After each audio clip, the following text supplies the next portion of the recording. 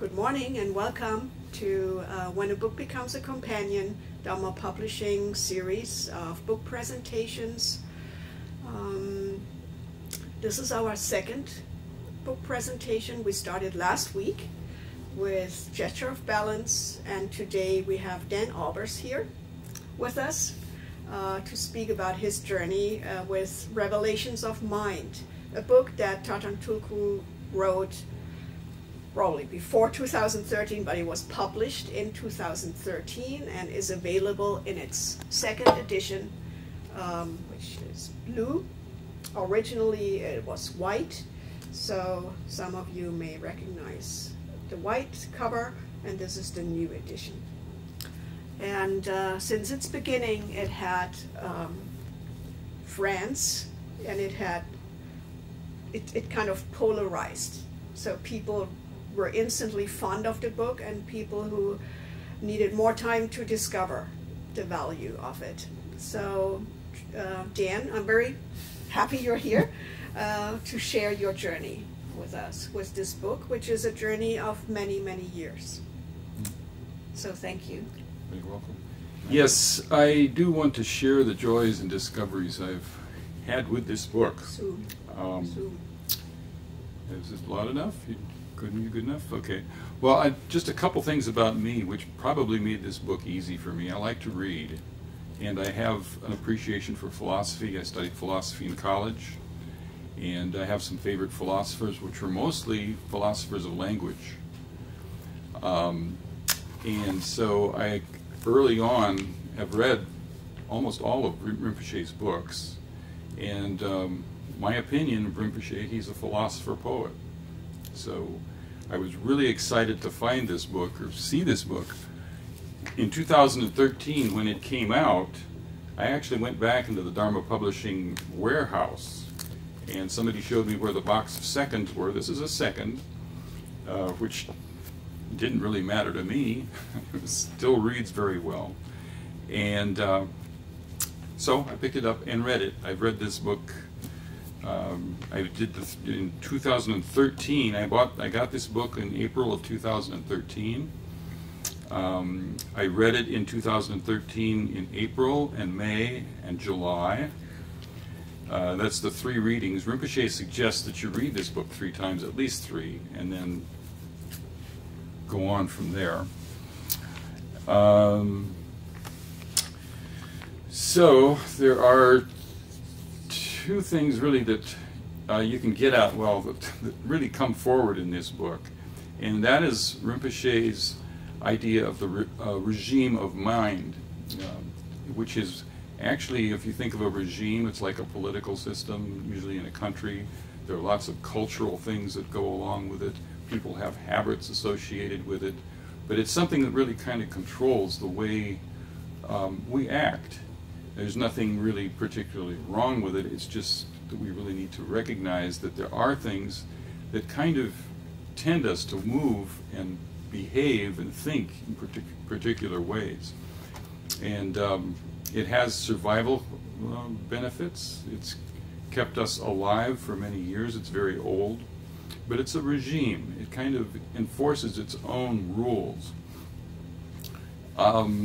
And it doesn't let you break the rules. So there has to be some way to kind of get beyond this regime, to actually expand your mind, make your life a little bit easier to live, maybe. And so this book, this is the new one, Revelations of Mind, also talks about the capability of understanding. And this is one of the things that, when I was reading the book, really struck me in the heart, actually. Understanding is something that we all know. You can, when you're talking with your friends or your family and you understand something, it hits you in a way that's almost not verbal. You really understand something. Once you've understood something, that's pretty much it. You go on to the next thing that you need to understand. So Rinpoche does emphasize understanding. So this book does have positive influences on people. If you take the time, I don't think you really have to beat your brain out to do this book, but there are 3 ways to read it. And the first way that I read it, and the way that I suggest that you read it, is the way you would kind of like a novel almost. Read it to find out how Rinpoche is using language, how the book is written. If you pick up some meaning from it or a story from it, that's okay, but just move on. Don't get hung up on any particular part of the book. So the first thing is to read it through completely. And then, the second time, I have little colored tabs, and well, you can see, I don't know if you can see them or not, but they're there. This is like the second reading. When I came across something that really impressed me as something that I might want to look into, I put a tab there, but I didn't right at that point really go in and study it. The idea, again, is to make it through the book, this time a little more slowly, a little more carefully when things attract your attention.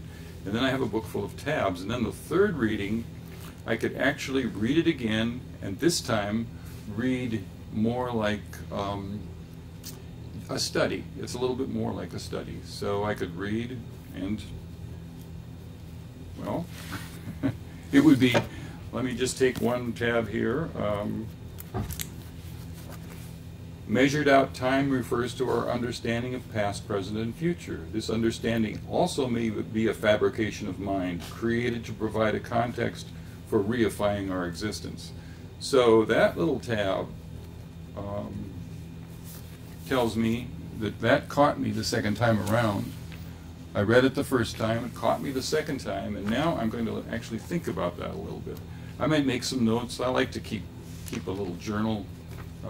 If something, I don't fill it full of stuff that I don't want to read again, but something that really I want to study again. So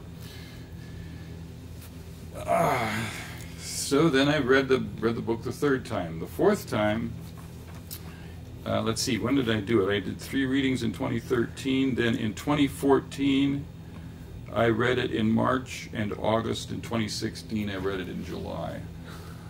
So, and this book really is extremely rich, extremely rich. And one thing I like about Rinpoche's style is even though he's a philosopher and he's writing philosophy, he's very gentle. He really cares for our minds. He wants our minds to actually, you know, be the best they can to give us the most benefit from having access to minds. So basically, it's fun to read. The first time through might be a little bit confusing because the language is different. He's kind of a poet, so the way he uses words and the way he structures sentences are the ways of a poet.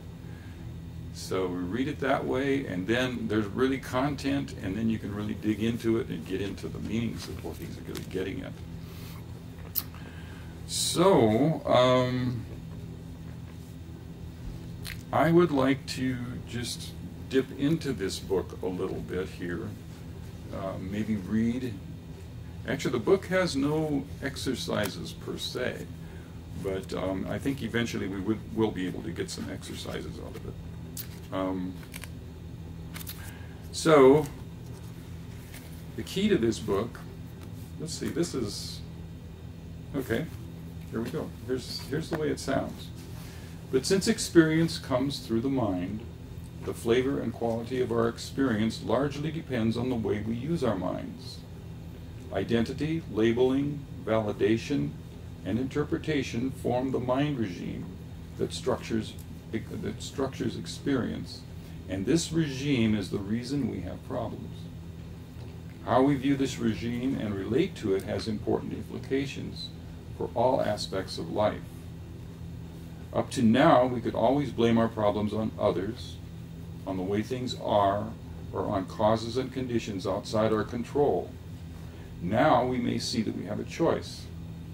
We can continue to play this game with our minds for the rest of our lives, assuring that we will remain insecure, vulnerable to problems that can crop up at any moment. Or we can make a better choice, understanding. So there he introduces understanding. Understanding pops up many times in the book. Here's another, it pops up later in the book. Understanding lightens up doubts and fears, offering confidence that relieves anxiety and strengthens self-esteem. It takes care of self-doubts and agitation, the restless searching for something you cannot clearly identify. The instant understanding arises, the problem's gone. You do not need to search for another remedy.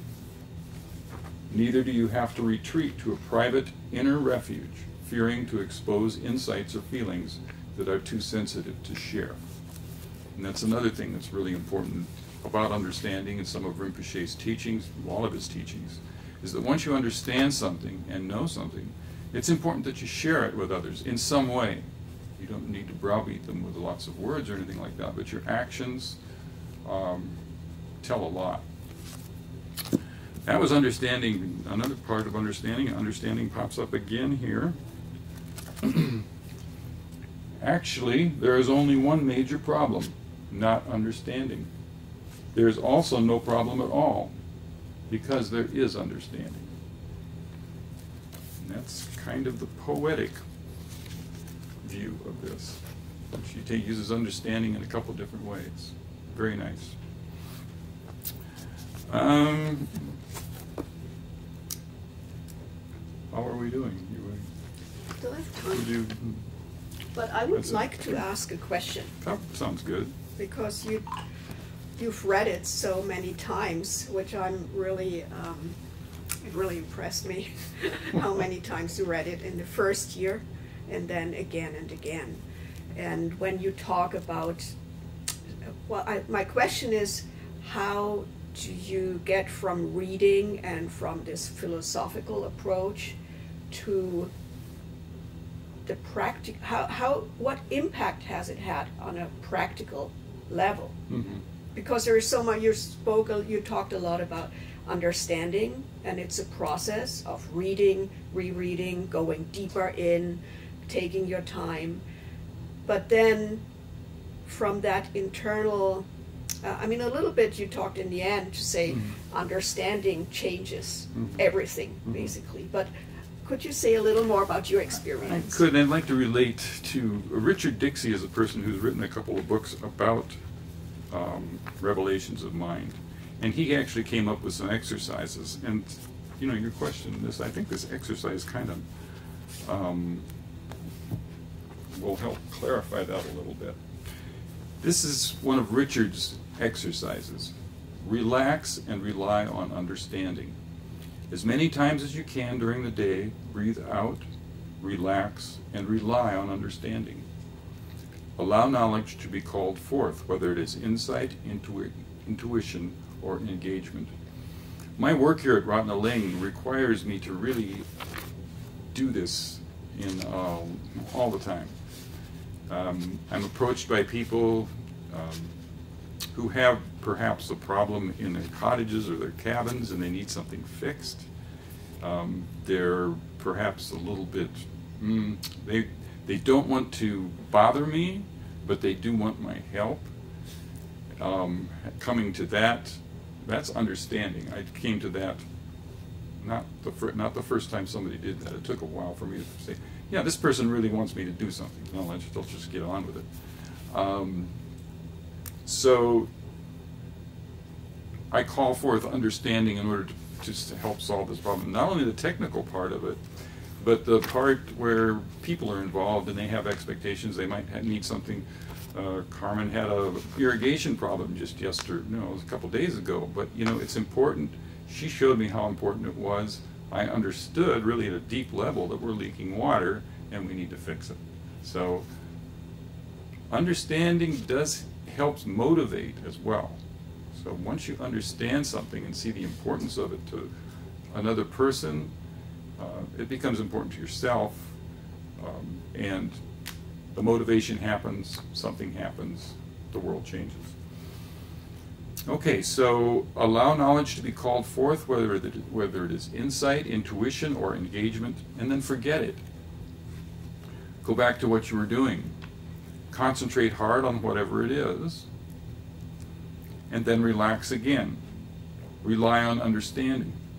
See knowledge called forth, and forget it. Concentrate hard, then relax, and rely on understanding.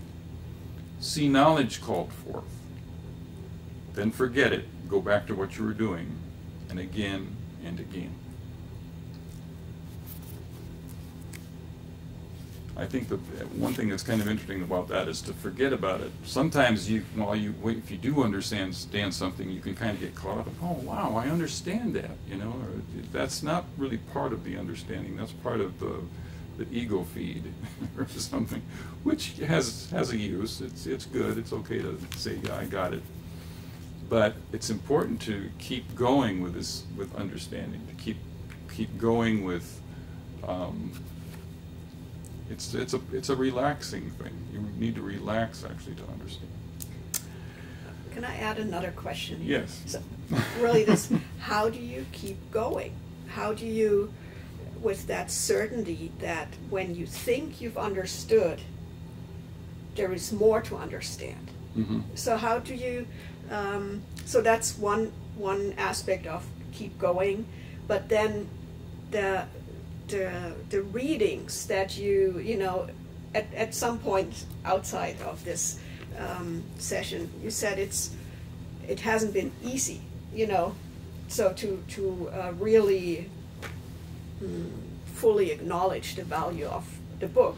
Mm-hmm. So to say what keeps you going. So that's the second aspect. But the first one is really commonly when we understand something, we are happy that we finally understood and figured it out. So what makes you, or what has made you just continue going further?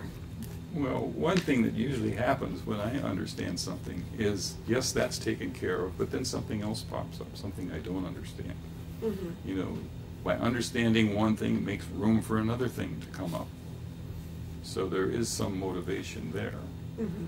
And what makes it difficult sometimes is things that are more complicated. Sometimes things are not just one-day things, and that's why this exercise of relaxing really helps. You understand, say, yeah, I did it, yeah, that's pretty neat, but then it's the relaxing that allows the new issue or new situation to arise. And all of these situations are very rich. Sometimes even the thing that you thought you understood it at one level, but there's more to it. So that the initial understanding will let that arise. And some things take a long time. Some things I haven't understood for maybe 2 or 3 years, but I keep a journal, you know, so I can go back and actually see when something first became an issue for me. I don't really call it a problem. Problems are things actually we create from obstacles, and I'm not sure exactly why we do that, but it does make things more difficult.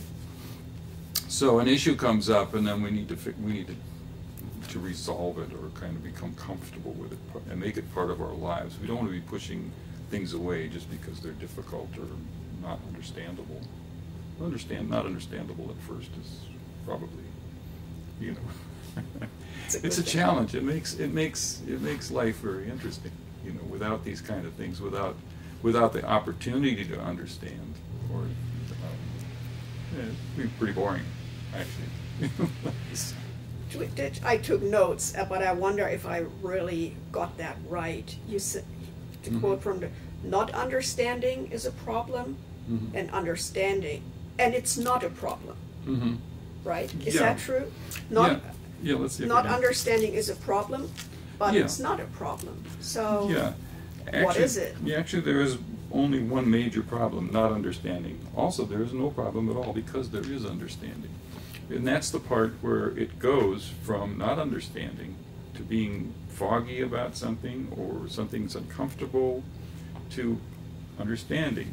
And the reason that it is not a problem in the first place is because it can come to that resolution, which is understanding. So it goes from not understanding to understanding. So that's really what. So the understanding, the idea of understanding, It's more than an idea. It's because it's not just in your head. So it's something that actually moves you. It changes your life. So. Would you say it has changed your life? Of course, yes, it does. Yeah, yeah. There are some things that, many times, and I'm sure this is true for many people everywhere. Is there are resource shortages, or there are things that you need and you can't have, or you don't get, or you need them right now and you can't get them right now. So understanding will help you make it through those types of things, because you do understand that not only do you have a shortage of something, but the rest of the world, other people who are trying to serve you, they want to serve you, they can't because they're constrained like you are and down the line. So and that takes, I think that, although then the whole process is we're trying to get something done. So then normally we become inventive, we become creative with how we're going to solve our problems. Understanding is not necessarily about understanding how, but understanding that that we can do something. It makes it a lot more comfortable. So understanding that becomes an understanding how. And all these are you really need to, you can hear me talk about it, look at the book, but I really think that you really need to engage this process and go with the book to see how this works. And again, read it first, be gentle with yourself, read it through see how it sounds, how language is being put together here to portray this mind. It's a revelation of mind, the way mind has worked for us, can work for us still, but Rinpoche will say that, we're only using maybe 5% of the capabilities of mind. So understanding is a way to kind of get that motor going, to get that 5% up to 6%, maybe up to 7%. You kind of see how the process works.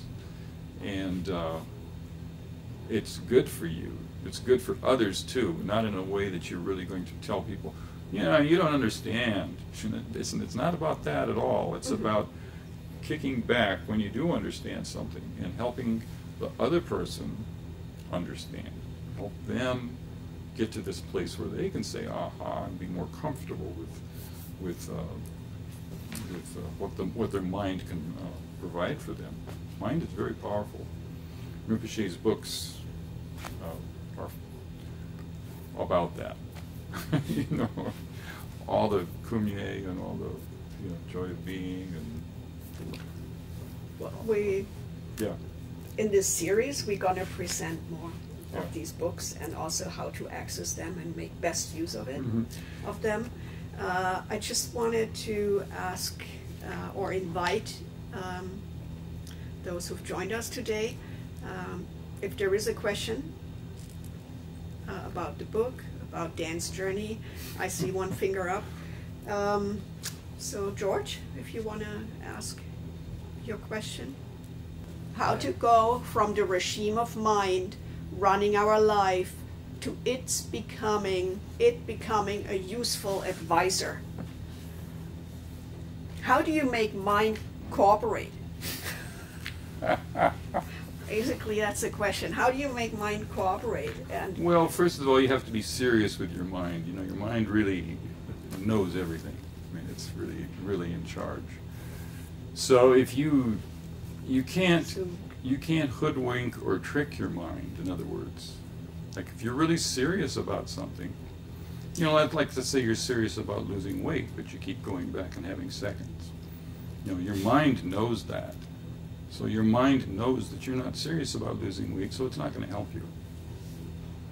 But if you start to make habits, you make a simple habit like you want to lose weight, you take a small plate and only one. And you do that long enough, your mind knows, that you're serious. Take some other situation where you might have an issue with one of your coworkers or something like that. and you really want to get along with this person, and you tell your mind, I really want to get along with this person, but the next time you see that person, you allow your negative thoughts to come up and get you upset or agitated with this.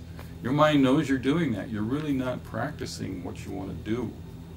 So somehow you have got to get together with your mind and yourself and say, next time I see this person, what am I going to do? Am I going to rub my fingers together? I'm going to remind myself, do something that I've got to calm down and get to know this person better. So as you do that, your mind will become your buddy, your pal. You work together. But you really need to be, and I say serious, it's not really serious, I guess it's honest is more like it. You have to be really honest with yourself and honest with your mind. If you really want to do something, do it. Otherwise, it's probably best not to try to get around a corner somehow and say, well, if, you know, I'll just make this, you know, I'll just bring this person a piece of candy or something and try to get on the better side. It's beyond candy at some point. So, you know, you really have to get to it if you really want to get beyond it. So, it has to do with honesty as well. Your mind is really knows honesty backwards and forwards. So, be honest. I think that would. That is an encouragement for all of us to be honest, to honestly observe, and also develop an honest and joyful intention. Yeah, it needs to be joyful. I mean, you're really not trying to beat yourself up or be guilty about any of this. You do your best. Your mind knows when you're doing your best as well, and it appreciates that. And to create new habits. Mm-hmm. In a way, what you're saying, what I understood is that you encourage us to, and what you did, is to create a new habit. And then when it gets a little bit rusty, you go back and read the book again.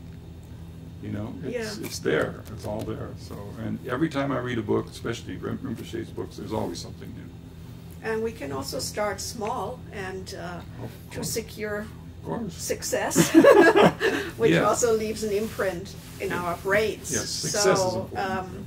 To move forward on that, to make it a success story with the honest intention for change. So with that, we are at the end of today's presentation, and thank you very much for joining. I hope you'll be with us next Saturday. Anita McNulty will present Knowledge of Freedom, another of Rinpoche's early books. Thank you very much for today. Yes, thank you, Renata. Thank you. Thank you, everyone.